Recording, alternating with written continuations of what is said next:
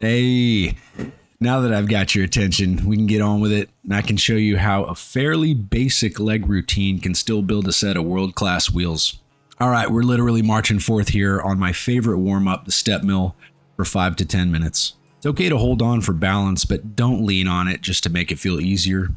You don't drape yourself over the handrail going up regular stairs, do you? Knock it off. Exercise number 1, leg extensions. You should already have a nice mild pump from the steps. Now we're really going to pre-exhaust these thighs before moving on to bigger and better things. 2 major factors when adjusting this machine: set the back pad to whatever allows the knees to align with the pivot point, and foot pad to whatever allows the greatest range of motion, unless of course rehabbing, limiting injury. This is a great angle to show just how thick my arms are, and a legit wristwatch shot. Shout out to my videographer editor Micah. We know what really matters.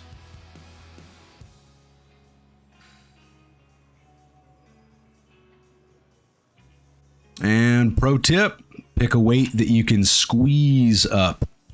You don't want to explode from the bottom and just fling it, creating momentum. Control is key, with an even slower negative.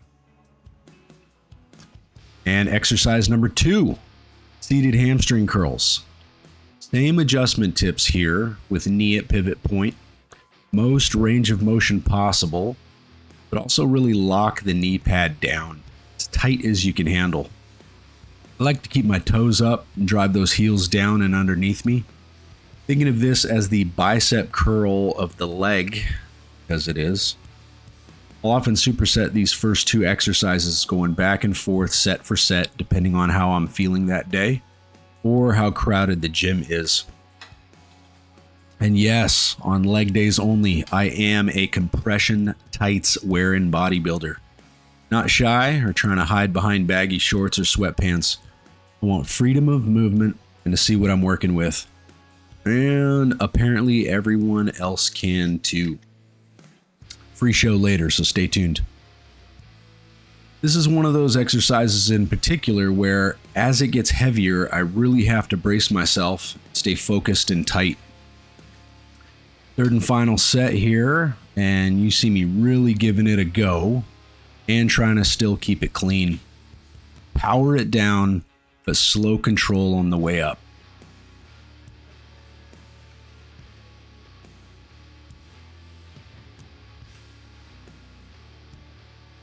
And boom, somebody's smuggling plums. I am so sorry, y'all. I even wear special undies and everything for like no panty lines. I think I gotta retire the gray ones and just stick with black. That was my 1 ab set per day while we were waiting on the leg press to free up. Yeah, exercise number 3, the main event, our heavy compound movement of the day.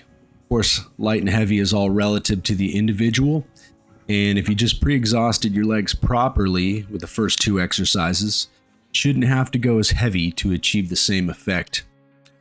Here's a fun fact. I use about 5 different gyms in my area regularly, and they all have a totally different leg press. Some have more or less seat angle, platform angle, and options for greater range of motion. Even though this one feels the best for me and why we're here today, and for my particular body mechanics, it still doesn't allow me to go as deep as I'd like. I'd prefer another 3 inches, wouldn't we all? So you see me lightly touch and go to get all of it, but it's not a bounce off the bottom bumper.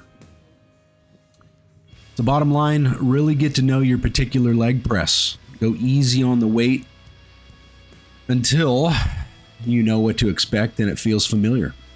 I do like to follow each set with a calf raise. Full stretch, full squeeze. No short bouncy reps unless you want to blow an Achilles or not train your calves adequately. With your heavier movements especially, give yourself enough time between sets. Move around, stretch, get water, rest. However long you need for the next set to feel optimal and you don't still feel gassed. I know that looked like I was going to hurl, but I really just needed to burp. Understanding foot placement and what it means. With leg press, it's basically a matter of opposites. Feet lower, you'll target more quads. Higher, more glutes, hams. Wider, with toes pitched out, more adductor, or your inner thighs. And narrow, supposedly more outer sweep. Regardless, you always want to maintain full contact with the bottom of your foot, not just pushing with the ball or heel, but both equally. And again, with that damn range of motion. Are you tired of me saying it yet? If you really want leg development and true strength, you'll focus on how deep you can go. You should be able to go as low as your heaviest weight as you can with your lightest. It just means you can't get as many. Check your ego and don't compromise depth just to get more reps. Quality over quantity.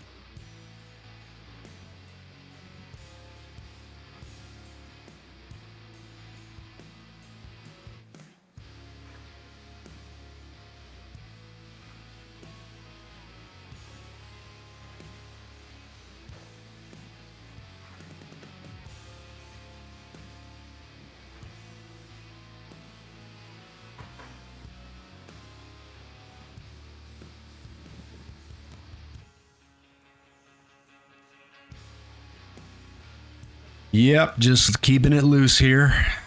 Starting to get tight, and yep, there's my package. God delivered it. I signed for it. World keeps on spinning.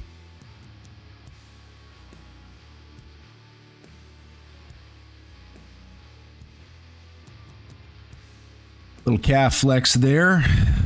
Keeping it tight, sharp.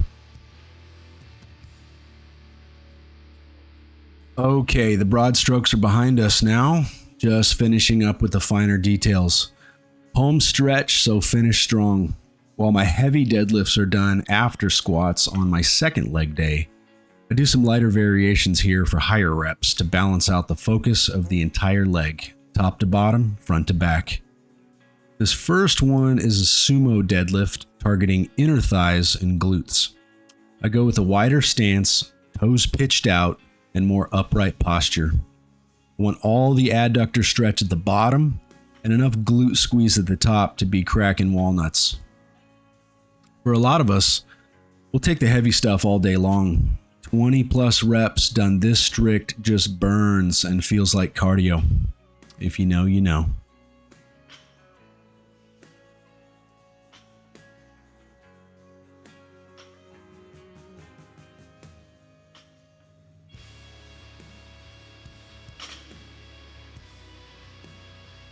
Breathe, hydrate, mentally prepare for that next set so it's as good as it can be.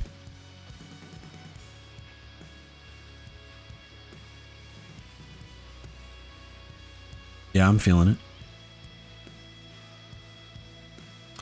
And this second and final variation is a stiff-legged deadlift targeting more hamstring.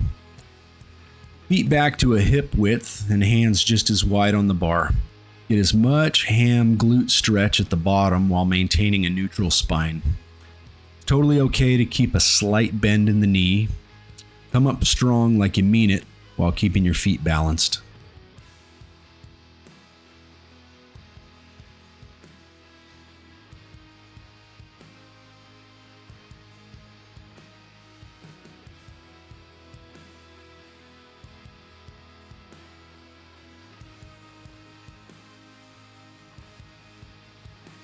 Yeah, look at that peach, boy. So there you have it. Nothing crazy, just some well-rounded staples done right for over 20 years. Obviously, a lot of variables like sets, reps, frequency, progression, goals, etc. Leave me any questions, comments down below, and I'll make sure to get back to you. See you next week. If you like this, do me a huge favor, like, share, subscribe the video, leave me a comment down below, let me know what else you'd like to see. And hey, we want to thank our sponsor, Citadel Nutrition. Don't forget to go on over to their website, let them know Ace sent you. And remember, because we can never go back and we refuse to get stuck here, so together we march forth.